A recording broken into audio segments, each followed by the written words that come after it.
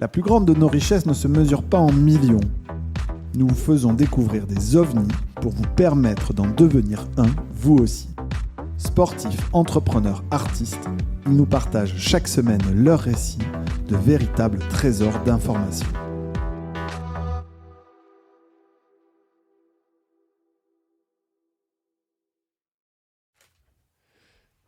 C'est parti.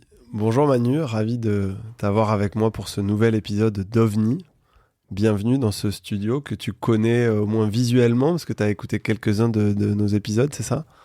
Ouais, salut Arnaud, tous en fait. Okay. L'aventure, ça m'éclate bien, donc je suis depuis les premiers pas et tout, vraiment bien. Ouais. Et puis salut, on s'est encore vu hier soir. Ouais, c'est vrai, on se quitte plus. On peut le raconter vu qu'on raconte tout. Hier, on a fait un événement qu'on organise depuis 2016 à iFly Paris, où on a accueilli une trentaine de personnes, des souscripteurs de nos fonds, des fonds partenaires, des entrepreneurs qu'on finance. Mais tu vas le raconter un peu plus tard. Et on a fait découvrir la chute libre indoor, qui est une de tes compétences, une de tes passions, qui est aussi un peu ton métier.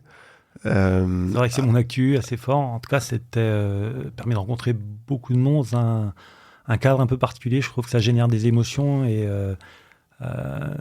il se passe quelque chose après, c'est sûr. Tu vois, le ton des échanges dans la salle monte au niveau sonore, il y a un peu d'excitation, un peu d'adrénaline, c'était bien, ouais. C'était vraiment bien. On se faisait la réflexion. Les gens vivent cette expérience-là, c'est un icebreaker assez intéressant. C'est-à-dire que tu as des gérants de fonds qui gèrent 100, 200, 300 millions, des start-upers qui sont au tout début, mais ils vivent une expérience, ils ont la même combinaison, on va en parler. Et c'est pour ça que moi j'aime bien ce concept depuis des années. Mais bon, avant d'aller plus loin, est-ce que tu veux bien, pour les gens qui nous écoutent, Manu Ars, te présenter? Moi je te connais depuis plus d'une dizaine d'années, je pense, voire même 15 ans, pour tous les auditeurs d'OVNI, et nous raconter qui tu es. T'as le temps, on a 45 minutes, prends ton temps. Vraiment, alors je sais que c'est l'objet du podcast, mais c'est un exercice assez étrange de s'exposer, mais ok, va pour le jeu. Il y a plusieurs façons de se présenter, sans doute. Je dirais, tu as le côté perso, le côté pro. Alors perso, c'est quoi ? Je suis quelqu'un de curieux depuis toujours.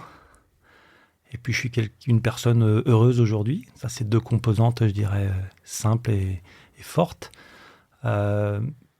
Plus perso, puisque je joue en jeu, je suis quelqu'un d'assez inadapté au niveau social, relationnel, mais je me soigne. C'est même l'histoire de ma vie. Voilà, c'est interagir avec les gens, c'est pas ce qu'il y a de plus simple. Ou alors en one-on-one, ça va. Plus gros, plus large, c'est autre chose. Je suis un rural aussi, par exemple. Ça, c'est des marqueurs forts. Pro, alors là, j'ai un parcours vraiment éclectique, je crois. Je débute dans l'IA. En 90, moi, je suis un ingénieur UTC de la connaissance. UTC, tu peux expliquer l'acronyme peut-être pour les gens qui ne l'ont pas en tête ? L'Université de technologie de Compiègne. D'accord. C'est un établissement créé par l'ancien ministre de la Recherche, Hubert Curien, et très étonnant, un peu basé sur les universités à l'américaine, qui a un double statut en France, à la fois université et grande école, qui est post-bac, et qui a un format d'études où tu construis ton parcours, littéralement. Tu choisis toutes tes UV, tu as des premières années qui sont avec des cinquièmes années selon que tu veux être très généraliste ou très pointu. Et moi, l'IA, d'entrée, ça m'a inspiré. Alors, en 85, tu vois, je trouvais qu'il y avait une prétention extraordinaire à aller chercher à comprendre comment fonctionnait le cerveau humain et essayer de le répliquer. On y arrive aujourd'hui, d'ailleurs. C'est fabuleux. Mais il fallait y croire dans les années 80 et moi tout de suite ça m'a inspiré. Qu'est-ce que tu as étudié plus précisément? Alors et quel début de carrière ça t'a donné? Ma qualification pro, c'est épistémologie et sciences cognitives. Alors à l'époque c'était encore plus barbare qu'aujourd'hui. L'épistémologie, c'est une réflexion sur la nature de la connaissance, et la science cognitive, c'est l'étude des processus mentaux. Donc aujourd'hui, il y a une explosion de l'analyse du langage humain, par exemple. Tu peux avoir entendu parler des réseaux neuronaux, c'est des choses qui étaient déjà à leur balbutiement. Moi, j'étais plutôt sur le côté système expert. Par exemple, mon projet de fin d'études, c'est un système expert de diagnostic en auto-apprentissage. Tu démarres sans aucune connaissance, mais comme tu sais modéliser de la connaissance, tu apprends au fur et à mesure, accompagné par quelques humains, puis tu finis par fonctionner tout seul. Incroyable. Et donc là, on est dans c'est quelle année ça ? 90. 90. Et c'est dans le cadre de tes études que tu te mets, donc on a parlé rapidement de high fly, on va parler de parachutisme, à ce sport-là qui nous lie aussi tous les deux. Alors, c'est en parallèle. Durant mes études, effectivement, je découvre la chute. Je ne sais pas ce que je venais y chercher, mais ce que j'y ai trouvé était phénoménal. J'ai fait 8 ans d'industrie dans l'IA. J'étais assez déçu, je dois dire. L'industrie n'était pas assez ambitieuse. Il fallait des choses où tu avais un résultat garanti dans les années 90. Le monde de l'industrie ne voulait pas payer, alors que tu ne savais pas dire quel était le processus pour arriver au résultat. Aujourd'hui, tu interroges un LLM, il te sort quelque chose, peu importe comment il y est arrivé, tu y crois et ça peut être utile. À l'époque, c'était inconcevable. L'état de l'informatique à cette époque-là, tu sais, quand on prend la tranche d'âge des gens qui nous écoutent, je pense qu'il y a 50% de nos auditeurs qui ont entre 15 et 35 ans et 50% qui ont entre 35 et 55, on va dire. Allez, et on doit avoir 5% de nos auditeurs qui ont entre 55 et 70. On les salue, on les embrasse. Parce qu'effectivement, l'écoute des podcasts, c'est pas forcément naturel, c'est pas un format avec lequel ils ont grandi et avec lequel ils sont habitués. J'en discutais avec mon associé Didier Soucher qui a 63 ou 64 ans, qui me dit non, mais moi les podcasts, j'écoute pas ça. Et ok, c'est pas grave. C'était quoi l'état de l'informatique à cette époque-là ?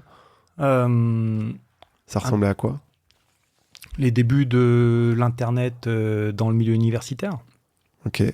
Ça, je me rappelle très très bien des premiers, ce qui n'était pas encore les réseaux sociaux, mais les forums rec, voilà, ils commencent à apparaître pour moi en 87, ce genre de choses. Mais vraiment les balbutiements, la plupart des gens ne savaient pas ce que c'était qu'un email, c'était le tout début.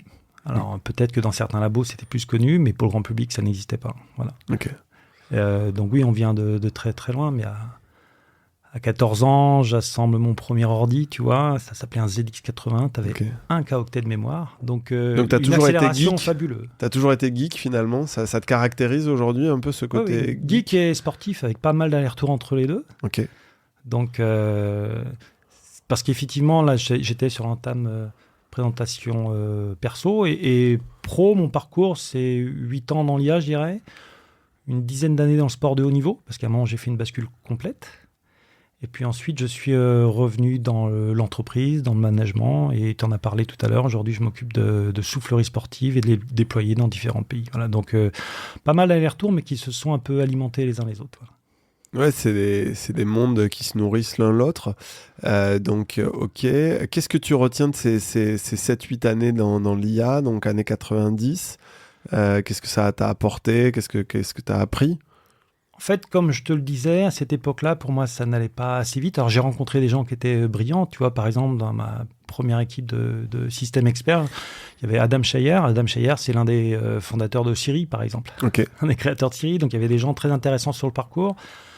Sans doute que j'ai pas eu la patience, mais c'est aussi, je voulais me mettre d'autres challenges. Et j'ai à un moment décidé, j'avais un choix à faire. Je devenais de plus en plus impliqué dans le sport et il y avait la tentation d'aller chercher le très haut niveau. Et je suis allé voir la DRH et on m'a dit, là, il faut choisir. On ne peut plus rester, on ne peut plus faire les deux. Et c'est vrai que l'investissement pour devenir athlète de haut niveau, il était total. Donc voilà, j'ai lâché la rampe, je suis parti dans l'inconnu, j'ai lâché la carrière dans les labos de recherche et je suis parti dans le sport. Je me souviens d'une discussion avec un des entraîneurs nationaux que tu connais, Philippe Chorneau, qui m'avait dit, Arnaud, c'est très simple. Il y a plusieurs choses dans la vie. Le sport, sa famille, son boulot. Si tu n'es pas capable de mettre en numéro 1 cette priorité-là, le sport, tu ne seras jamais champion du monde. Il faut que cette priorité-là, elle soit absolue et que tous les autres sujets dont je viens de parler passent en second plan. Est-ce que c'est ce que tu as vécu avec le sport de haut niveau ? Philippe, ouais. C'est mon coach. C'est le coach des coachs. On sait très bien dans le parachutisme que lui, il a de l'or, l'air de ne pas y toucher. C'est quelqu'un qui a été 4 fois champion du monde. C'est de ce dont il parle. il a changé de discipline et à chaque fois, il nous a amenés au meilleur, c'est-à-dire toujours sur les podiums mondiaux et pour nombre d'entre nous au titre de champion du monde.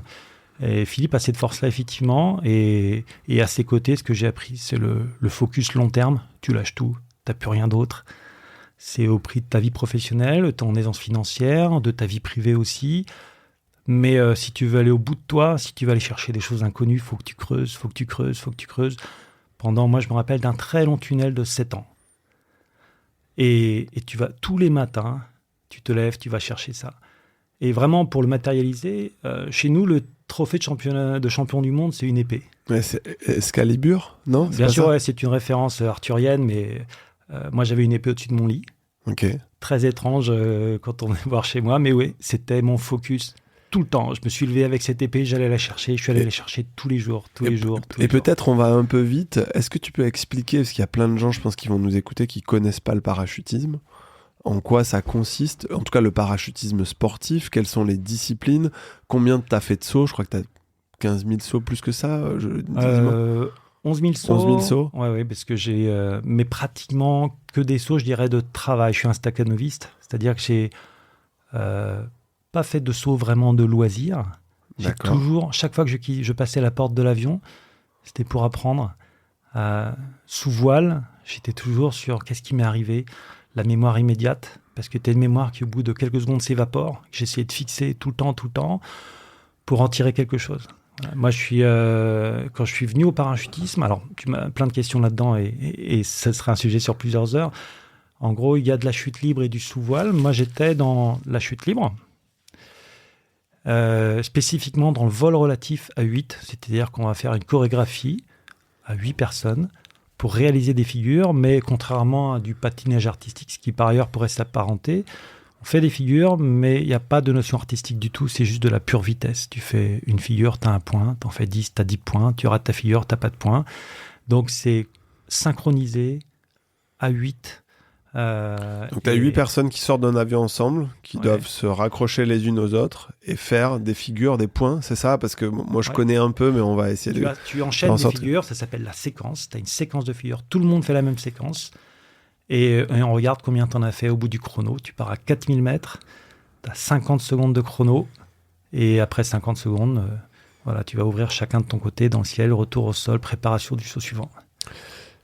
T'étais sponsorisé, soutenu par l'armée de l'air, par des acteurs comme ça. C'est un monde qui, à l'époque, était quand même très militarisé, le parachutisme sportif, ou pas tant que ça?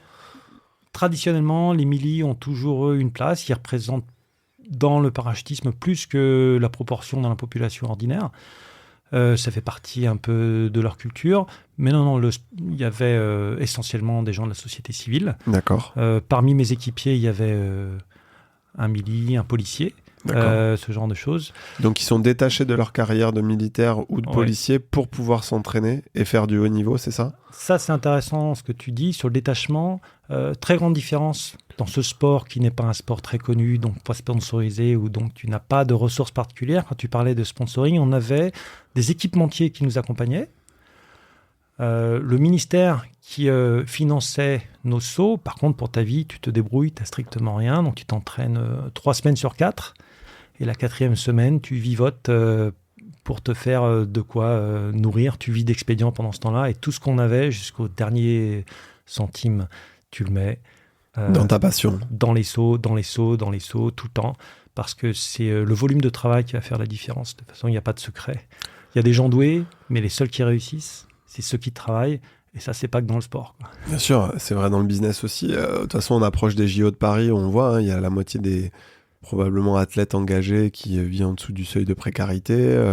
J'en parlais avec Arnaud Assoumani, qu'on embrasse il n'y a pas très longtemps, qui est un athlète médaillé paralympique aux Jeux précédents et qui va encore s'engager là sur du triple saut, il me semble. C'est très compliqué de mener cette vie d'athlète et d'aller au bout de ses rêves.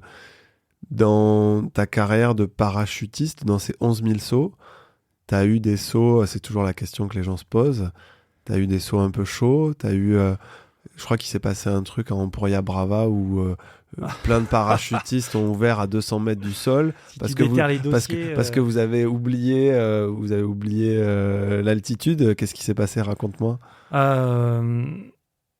D'une manière générale, je pense que la pratique sportive, elle est vraiment safe. D'accord. Même à ton époque, parce que dans les années 90, il n'y avait pas de système de secours comme il y a aujourd'hui. En fait, il y en avait, puis, mais ils ont été généralisés, tu as raison, dans les années 90. Donc effectivement, j'ai quelques épisodes qui sont border, mais j'ai aussi fréquenté pas mal de gens qui sont border. Quand tu vis à la limite, il y a des gens qui sont parfois de l'autre côté de la limite. La communauté du haut niveau, puis tu as aussi celle qui est plus médiatisée, par exemple des base jumpers. J'ai mes années un peu folles. Tu as essayé? Est-ce que toi, tu as fait quelques sauts de base jump de ton côté? Non, je m'en suis abstenu parce que je crois qu'en plus, là, il faut être doué. Et moi, en fait, je ne suis pas quelqu'un de doué. Et ça faisait partie des raisons pour lesquelles je suis allé me faire ce challenge-là. Tu sais, dans le milieu intellectuel, j'avais des facilités. Et finalement, ça ne me satisfaisait pas d'être bon là où c'était facile. J'ai voulu me faire face et savoir si moi, je ne suis pas quelqu'un de technique, par exemple, du tout, plutôt malhabile. Est-ce qu'on peut aller jusqu'au bout, jusqu'au pinacle en travaillant sur ta faiblesse? Et ben, c'était mon parcours, par exemple. C'est pour ça que je suis allé chercher le haut niveau. On va chercher différentes choses. Donc, je m'éloigne un peu de ta question, mais je suis allé faire face à ça. Est-ce que par le travail, tu peux aller compenser, aller chercher des choses sur lesquelles tu n'es pas forcément avec des facilités? Tu m'as dit, je suis heureux aujourd'hui. Ouais. Est-ce que ce qui te rend heureux, justement, c'est de sortir de ta zone de confort, de lancer des défis qui sont quand même des gros défis quand on parle de 7 ans à haut niveau pour aller chercher un titre de vice-champion du monde, etc. C'est ça, c'est ce challenge, cette rigueur-là. Est-ce que tu trouves ton plaisir là-dedans? Le bonheur, il est fait de plein de choses. Il y a une personne à qui j'en dois beaucoup, c'est ma compagne, une personne rencontrée sur mon parcours. Et elle m'a accompagné sur plein de choses. Et je dirais que c'est surtout elle. Ce qui fait qui on est, c'est plein de choses qui s'accumulent. C'est pas une chose en particulier. J'ai appris. Une partie de mon bonheur aujourd'hui, c'est de passer. Je crois que je suis un passeur, entre autres.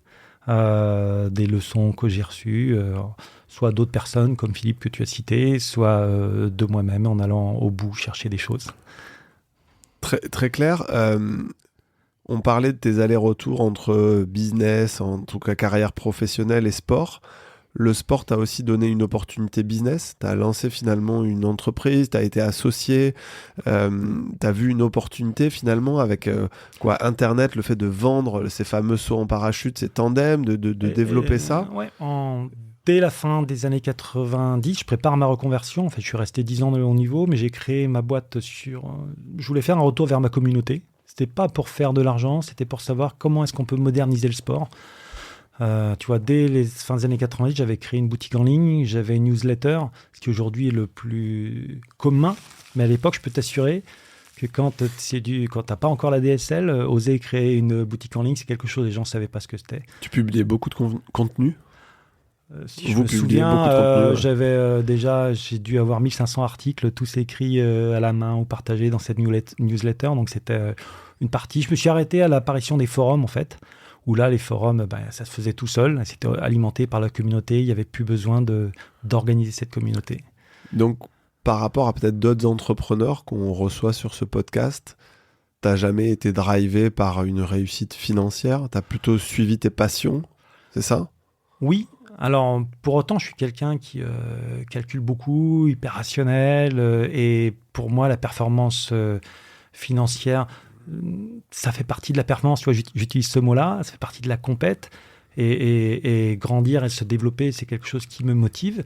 Mais finalement, pas pour l'argent lui-même. Par exemple, ce qui fait que je suis ton parcours et que ça m'intéresse chez OVNI, plus que le théorie, que la qualité de toi et de tes associés vont permettre, c'est plutôt votre mission. Par exemple, ça m'intéresse. Le why, pourquoi on le fait, c'est ça? Exactement. Okay. Et c'est pour ça que je préfère être un LP chez OVNI qu'ailleurs.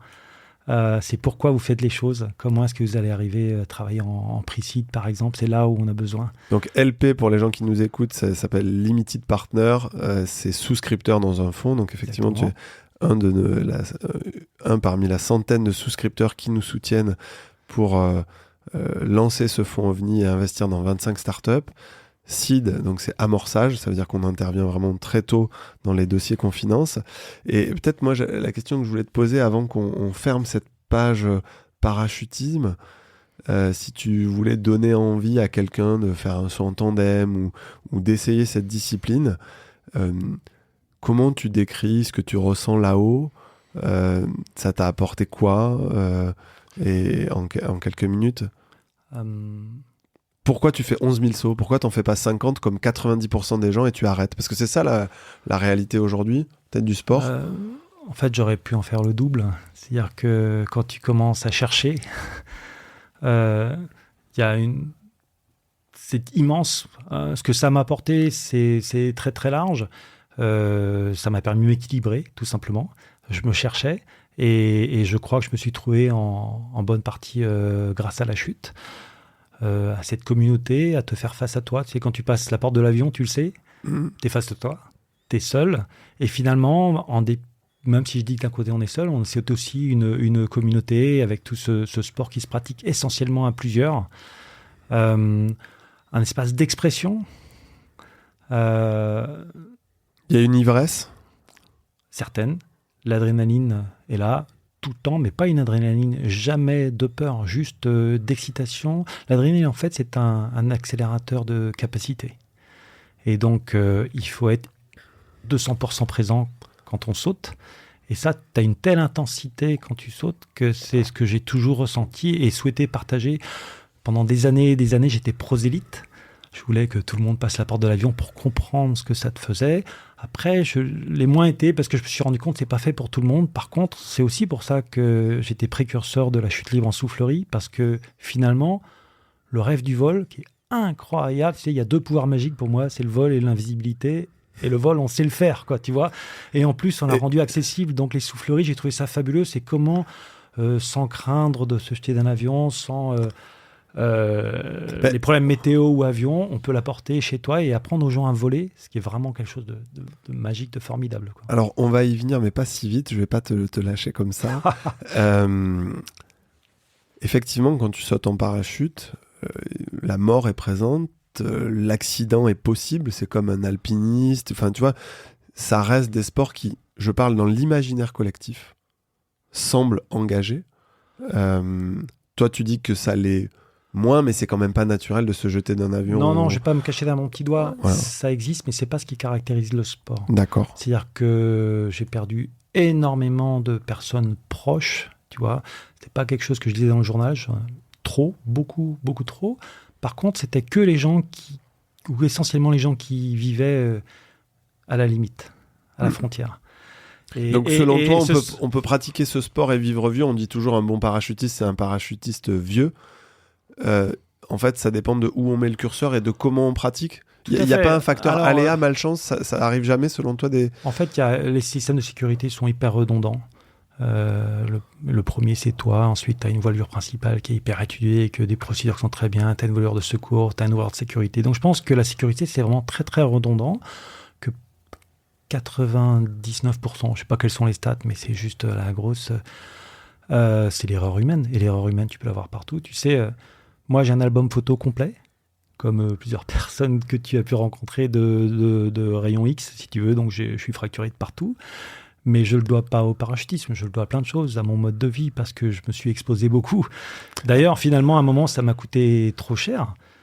J'ai failli perdre les 2 jambes, mais c'est pas du parachutisme. Tu vois, c'est un accident de la voie publique. Voilà, donc... C'est la transition parfaite. On va aller vers la soufflerie, donc Hi-Fly et la chute libre indoor. Mais effectivement, après ta carrière de parachutiste, tu as développé ces boîtes dans le secteur du sport. Et puis en 2012...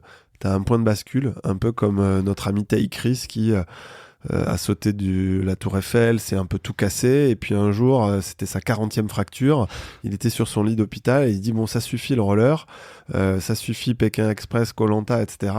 Je vais faire une boîte dans un domaine qui me passionne, les apps mobiles, les télécoms, et il lance son offre, et puis nous, on se retrouve à le financer parce que sportif, hyper engagé, on se dit... Ce mec-là, en ayant le vécu qu'il a dans l'entrepreneuriat, ça va forcément marcher. Toi, donc en 2012, c'est un accident de moto, c'est ça ?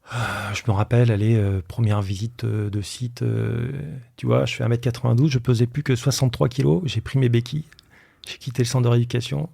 Et t'es allé voir. Et je suis allé.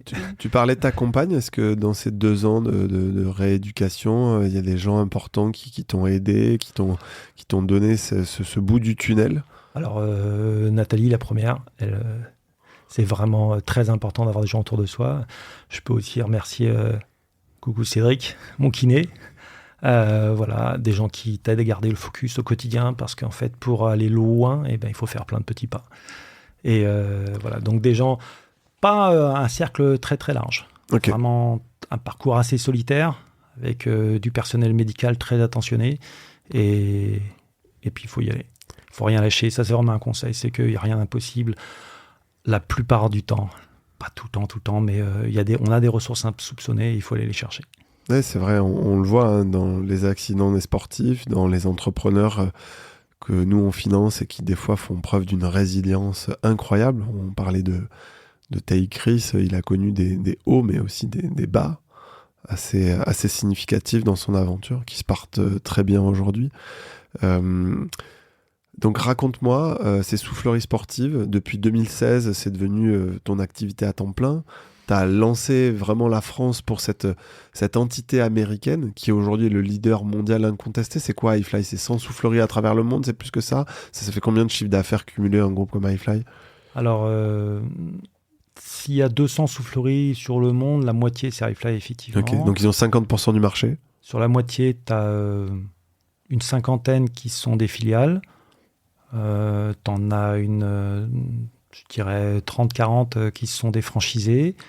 Et puis le reste en marque blanche dans certains pays, ou du sable, par exemple, où quand ça t'appartient, tu ne veux pas porter le nom de quelqu'un d'autre. Donc je dirais qu'il y a la moitié du marché, c'est iFly, mais c'est surtout qu'iFly, c'est le leader. Toute la techno, tout ce qui a été inventé, ce qui fait aujourd'hui... c'est les pionniers, ouais. Voilà. Et travailler avec iFly, c'est vraiment assez ambitieux, c'est assez intéressant. Donc aujourd'hui, je vais développer la France, le Canada, l'Australie, et... Tu travailles en direct avec les fondateurs, avec l'équipe de direction. C'est comment ton mode de fonctionnement quand tu gères une entité comme ça française?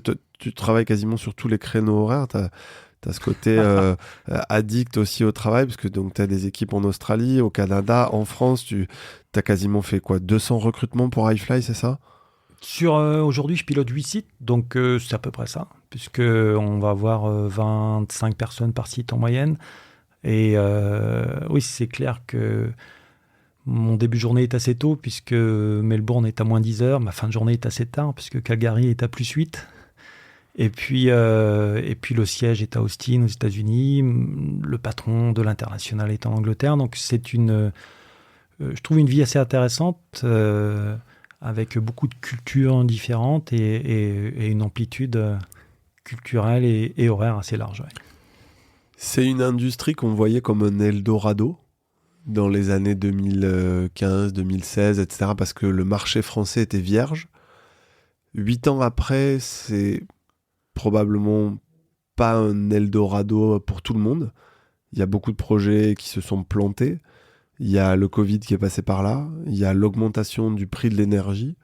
Comment, toi, en tant que dirigeant, intrapreneur, manager, finalement, si des Américains te confient les clés d'une entité aussi importante que la France et l'Europe, c'est parce qu'ils voient en toi cet homme qui sait tenir la barre ou le manche. Je sais que tu aimes naviguer, donc c'est le gouvernail, non, c'est ça, pendant ces périodes-là.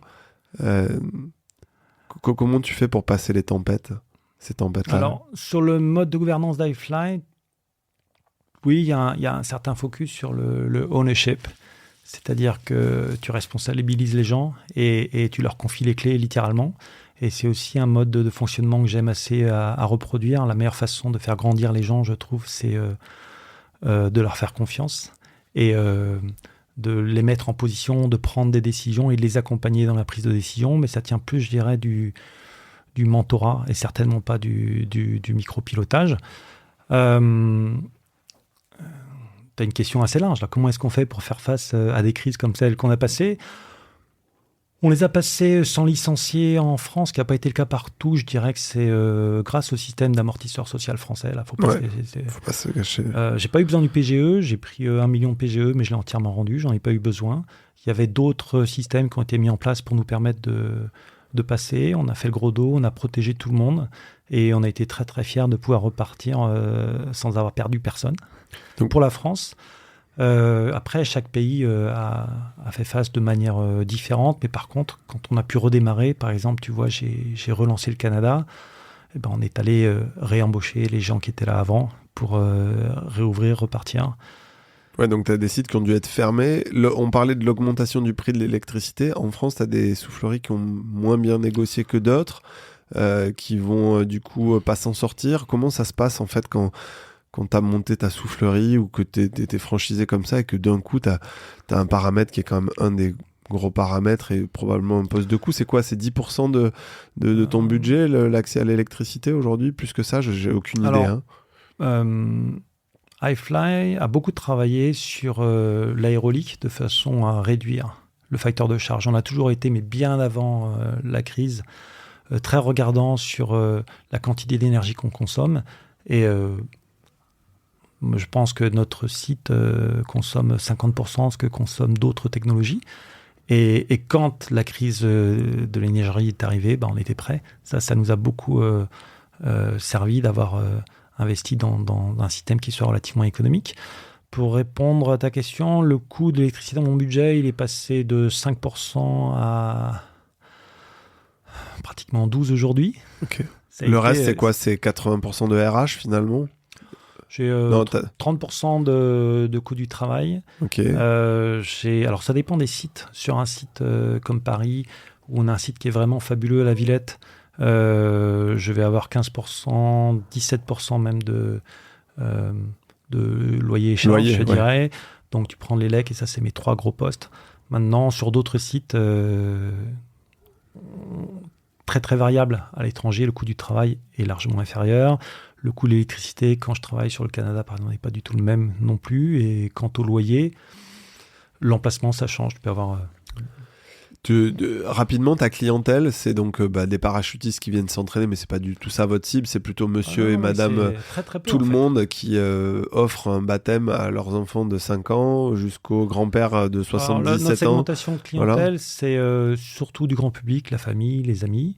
Et dans le grand public, on va aussi travailler on fait du B2B, les entreprises, on fait de l'événement, on fait du ticketing. Donc, on essaye beaucoup de construire du récurrent. Donc, on a des gens qui viennent faire ça une fois et après, à nous de savoir les convertir pour qu'ils reviennent.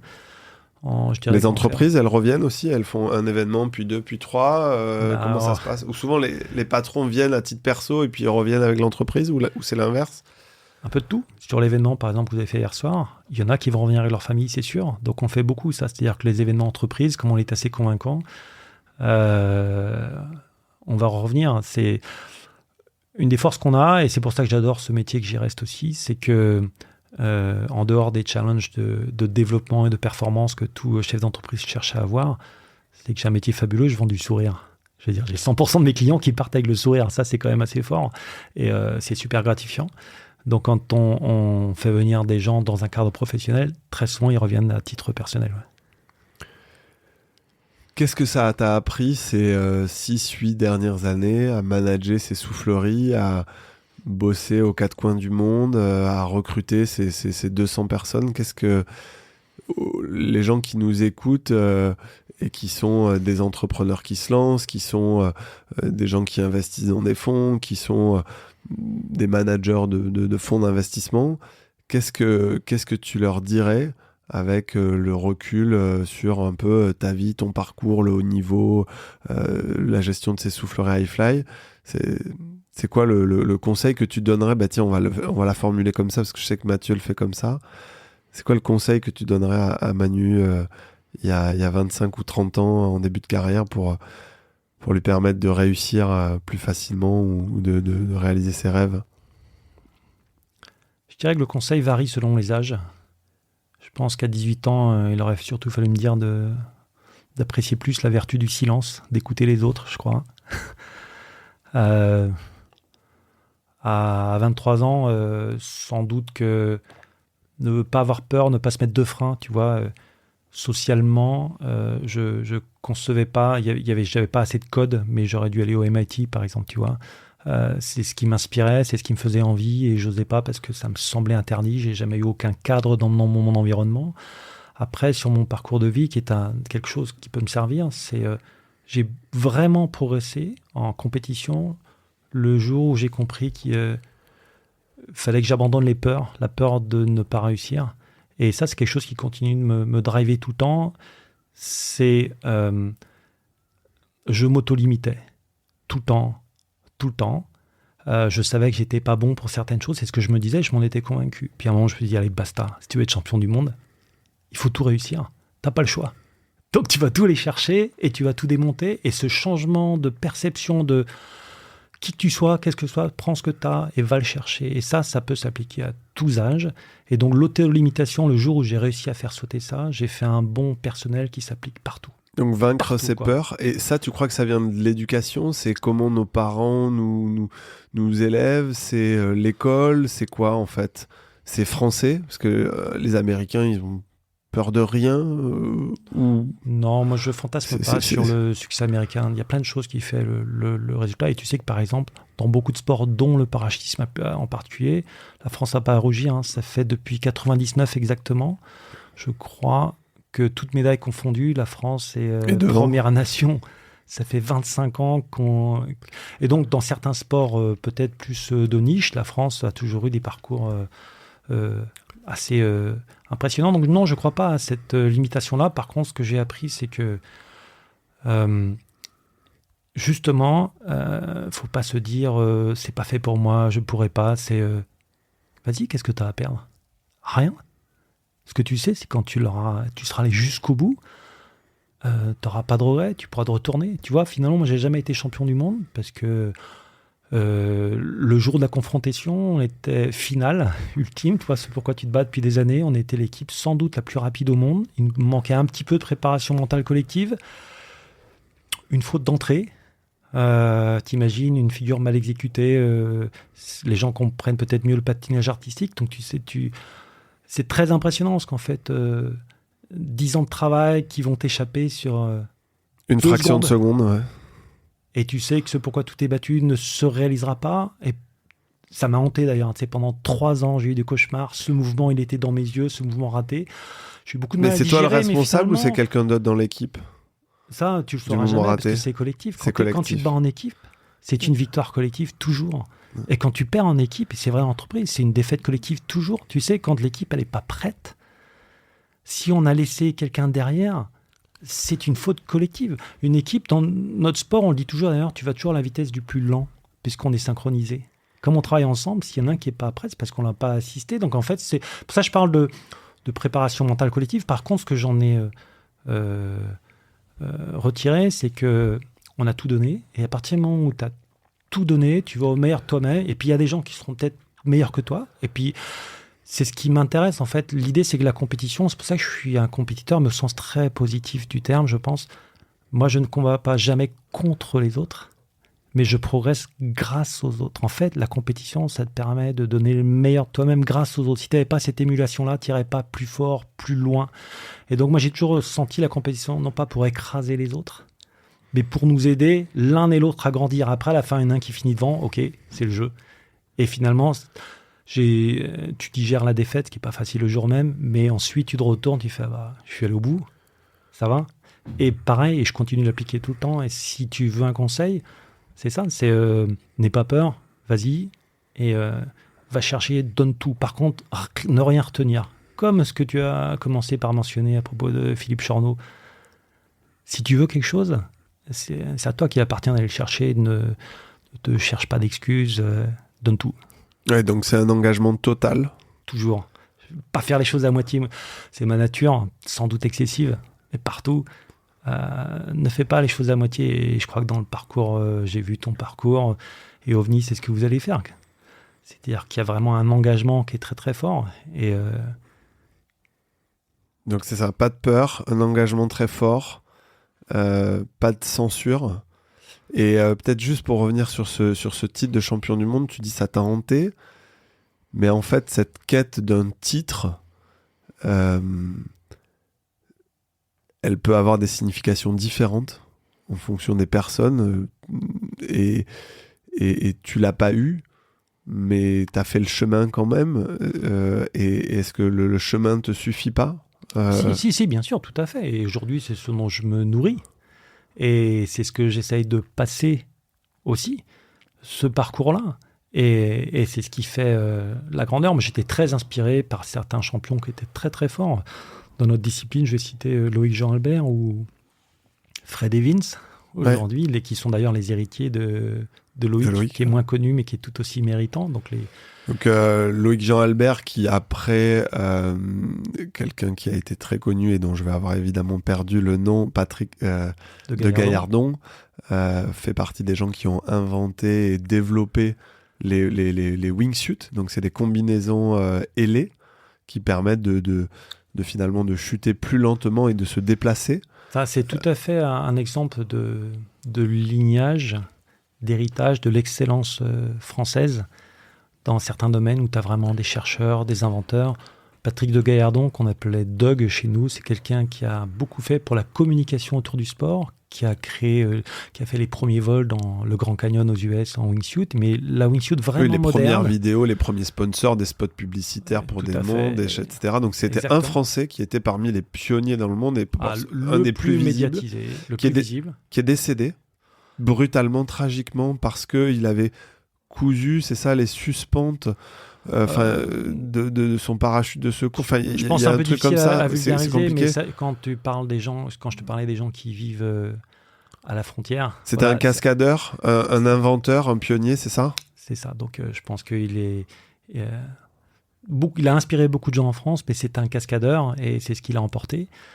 L'inventeur de la combinaison moderne, tout ce que tu vois aujourd'hui qui s'appelle le proximity flying, le vol de proximité à proximité du relief, c'est Loïc, vraiment, qui l'a développé. On t'embrasse, Loïc, si tu nous écoutes. Ouais. Et il a inventé le fait que tu deviennes le profil. Non pas que tu te couses de la toile entre les bras et les jambes, ça c'est depuis Léo Valentin ou avant. C'est encore un autre grand inventeur français de la chute libre. Mais le fait que tu deviennes un homme volant, c'est lui. Et derrière, les brillants héritiers de Loïc, c'est Fred Evans, que tu as vu dans des opérations Jetman et autres. Ouais, voilà. Qu'on connaît, qu'on apprécie, avec qui on a partagé des bons moments. Et Vince, qui lui aussi a été emporté à Dubaï le 17 novembre, il y a quelques années, avec ses ailes à réaction, qui avaient été inventées par un Suisse, Yves Rossi. Ouais. On parle beaucoup ici d'innovation. Tu suis des innovations dans quel secteur? Dans l'aérien?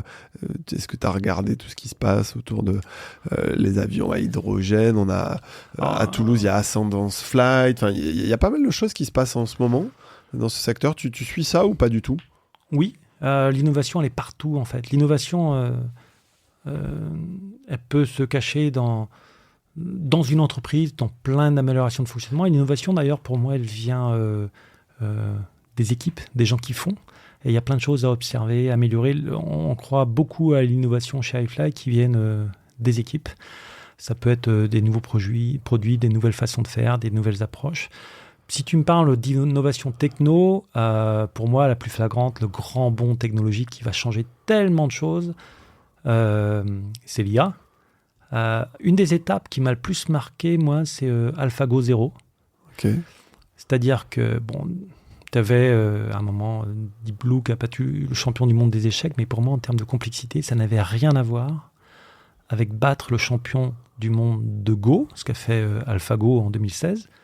Mais en 2017, AlphaGo 0, c'est un système Pour les gens qui ne connaissent pas ça, tu peux l'expliquer un peu plus. C'est quoi le jeu de Go? Le jeu de Go, c'est un jeu traditionnel de stratégie où on pose des pierres noires et blanches sur un damier de 19 lignes sur 19 lignes.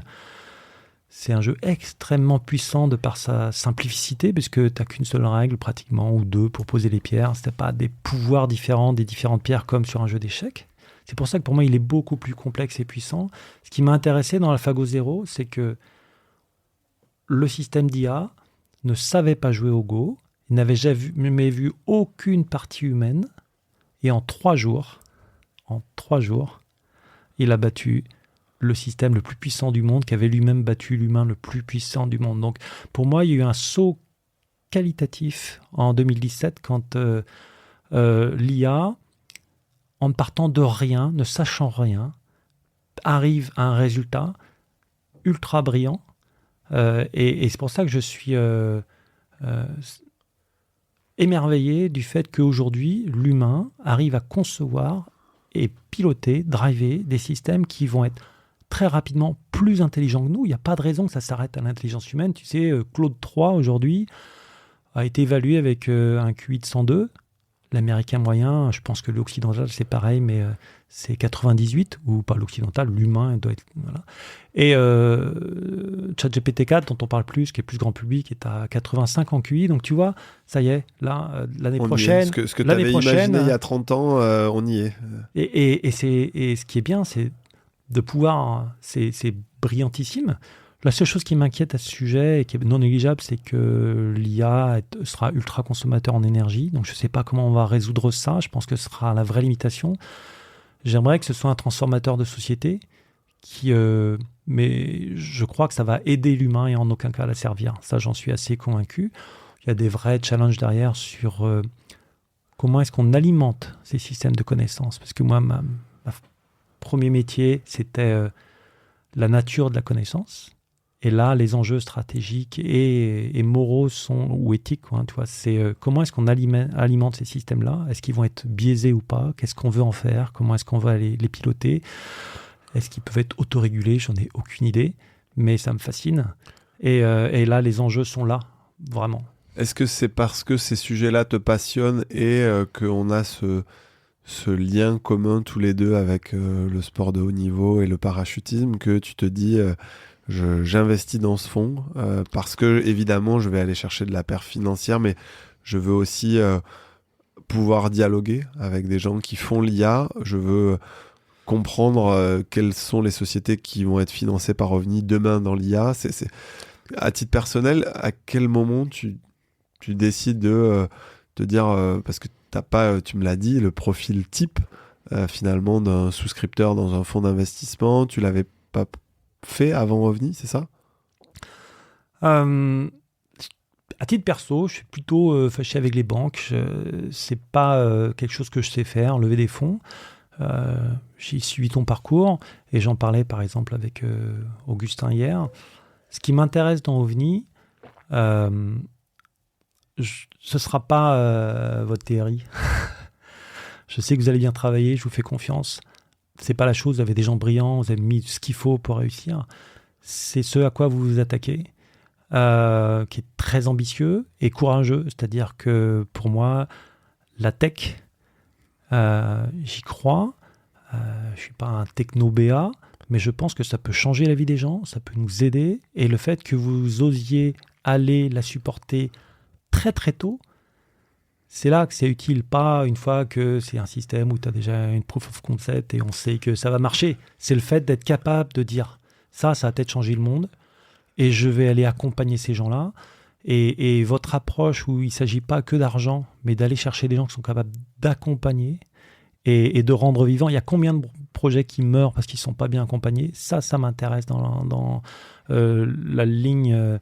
d'OVNI, et c'est ce que j'ai compris que vous aviez comme mission, et c'est pour ça que je dirais les bingos, c'est vraiment le projet qui m'intéresse. Cool, écoute, merci Manu de ta confiance, d'être venu raconter ton parcours. C'est vrai que je suis ravi que Mathieu Stéphanie m'ait un peu poussé dans mes retranchements pour qu'on lance ces podcasts, et il m'a dit écoute, tu verras, c'est pas compliqué, il suffit de faire les 100 premiers et puis et puis après ça va. Et donc 100 épisodes, ça fait quand même 3 ans. Bon allez, non, si on compte 52 semaines par an, ça fait 2 ans. Mais il y a rarement 52 semaines où on peut tourner, parce qu'il y a toujours des déplacements, des choses comme ça. Donc ravi d'avoir fait celui-là avec toi. Il y a un code promo si on veut venir voler dans une soufflerie à Paris. On t'envoie un mail ou pas du tout? Tout le monde est traité de la même façon? J'y avais pas pensé, petite question surprise. Je vais en parler. On le mettra en lien en à commentaire. Kevin chez nous, mais éventuellement, je pense que je peux faire quelque chose ça marche. et vous sortir un coup de promo sur l'épisode. Très très super. Cool. Eh ben, à bientôt tout le monde. Merci de votre écoute et merci Manu d'être Merci Arnaud. venu tourner ça avec nous.